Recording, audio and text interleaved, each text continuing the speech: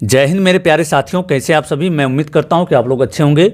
दोस्तों, आज की इस वीडियो में हम लोग बहुलक और परिसर निकालना सीखेंगे, मतलब पॉलीमर और रेंज निकालना सीखेंगे, जो कि बहुत ही आसान होता है इसका निकालना आंसर, लेकिन बहुत लोगों को पता नहीं होता है। तो अगर आप वीडियो क्लिक किए होंगे तो आपको भी शायद नहीं मालूम होगा या फिर आप कन्फ्यूजन में होंगे, तो आज आप अपना कन्फ्यूजन को क्लियर कर सकते हैं इस वीडियो के द्वारा।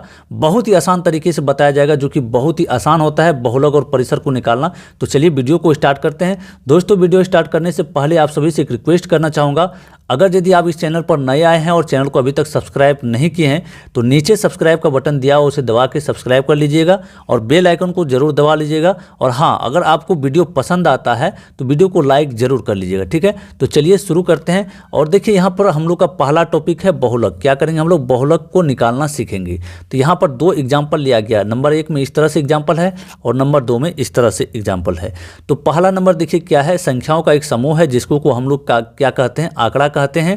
संख्याओं का एक समूह इस तरीके से दिया हुआ है, तो जिसमें कि बहुत सारा संख्या है, तो इसका बहुलक निकालना है। देखिए, बहुलक का आप सीधा सीधा माइंड में कंसेप्ट याद रखिए। बहुलक क्या होता है? बहुलक मतलब जिसकी संख्या सबसे ज़्यादा हो, बहुत हो, तो उसी से बहुलक बना है। वही शब्द से बहुलक शब्द का निर्माण हुआ है। मतलब जिसका संख्या बहुत ज़्यादा हो तो आप उसको बहुलक बोल सकते हैं। तो इन संख्याओं में से जैसे 5 है तो 5 कितनी बार है वो चीज़ देखना है। 7 कितनी बार है, और 3 है तो 3 कितनी बार है, 2 है तो 2 कितनी बार है, और 4 है तो 4 कितने बार आए हैं। तो जो संख्या ज़्यादा बार आया है, जो संख्या ज़्यादा रिपीट किया है इस समूह में, वही आपका बहुलक होगा, वही आपका आंसर हो जाएगा। तो यहाँ पर आपको देखने से पता चल रहा होगा, देखिए 3 जो है 3 बार आया है, 1 2 3। तो बाकी कोई भी संख्या जो है 3 बार रिपीट नहीं हुआ है, ना ही उससे ज़्यादा बार रिपीट हुआ है। जो भी संख्या यहाँ पर है सब एक एक बार करके आया है। तो हम लोग का जो आंसर आएगा वो क्या होगा? 3 हो जाएगा। बहुलक क्या होगा? 3। देखिए, बहुत ही आसानी से निकाल लिए।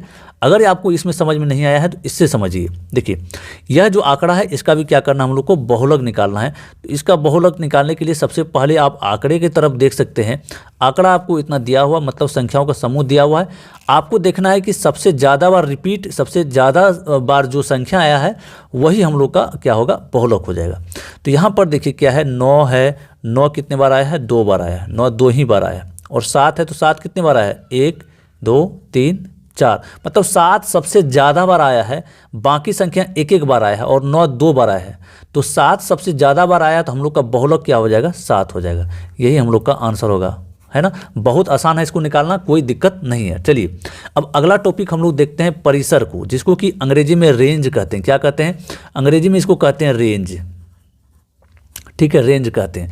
चलिए, अब परिसर को निकालना है। ये भी बहुत ही इंपॉर्टेंट टॉपिक है और कॉम्पिटिटिव लेवल का जो सवाल है, कंपटीशन में जो पूछा जाता है इसी तरह का पूछा जाता है, ठीक है।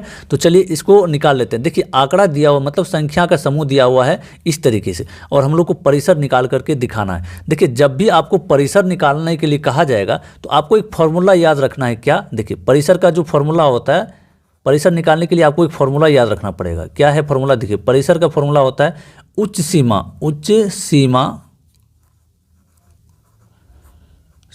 घटा में निम्न सीमा। ये परिसर का फॉर्मूला होता है, ठीक है, ये फॉर्मूला होता है।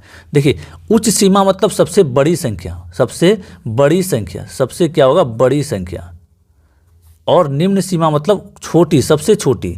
यहाँ पर छोटी लिख रहे हैं सिर्फ, तो आगे समझिएगा सबसे लगा हुआ, सबसे छोटी संख्या, ठीक है। सबसे बड़ी संख्या में सबसे छोटी संख्या को घटा देंगे तो हम लोग का परिसर निकल जाएगा। कहने मतलब यह जो आंकड़ा दिया हुआ है इसमें से आपको ढूंढना कि सबसे बड़ा संख्या कौन है। देखिए, जैसे 8 है, 6 है, 3 है, 12 है, 15 है और 10 है ना।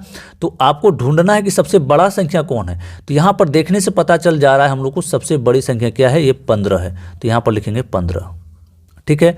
और घटाव का चिन्ह है तो यहाँ पर घटाव का चिन्ह लगा दीजिए। और इसी में ढूंढना है कि सबसे छोटी संख्या कौन होगा इस संख्या समूह में। तो यहाँ पर 8 6 3 12 और 10 में सबसे छोटी संख्या नज़र आ रहा है क्या? 3 नज़र आ रहा है। तो 3 सबसे छोटी संख्या है, तो यहाँ पर लिखेंगे क्या? 3। तो हम लोग क्या करेंगे? 15 में से 3 घटा देंगे तो क्या बचेगा? ये 12 बचेगा। तो यही हम लोग का रेंज निकल गया। हम लोग का जो आंसर होगा यही चीज़ हम लोग का आंसर हो जाएगा। यही 12 को परिसर कहेंगे। क्या कहेंगे? परिसर, ठीक है। चलिए, अब दूसरा एग्जाम्पल जो लिया गया इसको भी समझ लेते हैं। दूसरा में इस तरीके से आंकड़ा आपको दिया हुआ बहुत सारा संख्या है और इसमें से आपको क्या करना है, परिसर निकाल करके इसको दिखाना है। परिसर, इसका परिसर क्या होगा, यानी कि रेंज क्या होगा, इसको पूछा जा रहा है।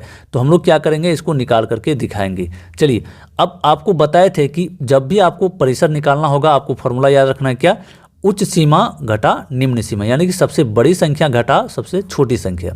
तो सबसे बड़ी संख्या इस संख्या समूह में देखेंगे कौन सा है, 13, 8, 20, 32, 18 और 16 में सबसे बड़ी हमको नज़र जो आ रहा है वो आ रहा है क्या, यहाँ पर 32। तो यहाँ पर लिखेंगे 32 सबसे बड़ी संख्या है, माइनस का चिन्ह लगाएंगे। उसके बाद इस संख्या समूह में सबसे छोटी संख्या कौन है उसको ढूंढेंगे, यहाँ से यहाँ तक पूरा ढूंढेंगे। तो यहाँ पर देखने से पता चल रहा है कि सबसे छोटी संख्या 8 है, उससे छोटा और कोई नहीं है। तो मतलब यहाँ पर घटाव में 8 हो जाएगा। तो 32 में 8 जब घटाएंगे तो क्या बचेगा, यहाँ पर 24 बचेगा। यही हम लोगों का रेंज होगा, परिसर होगा, यही हम लोग का आंसर होगा। तो इस तरीके से बहुलक और परिसर को निकाला जाता है। मैं उम्मीद करता हूँ कि आज की इस वीडियो से आपको अच्छा नॉलेज मिला होगा। अगर आपको वीडियो पसंद आए तो वीडियो को लाइक करके चैनल को जरूर सब्सक्राइब कर लीजिएगा। मिलते हैं फिर अगले वीडियो में, तब तक के लिए जय हिंद, वंदे मातरम।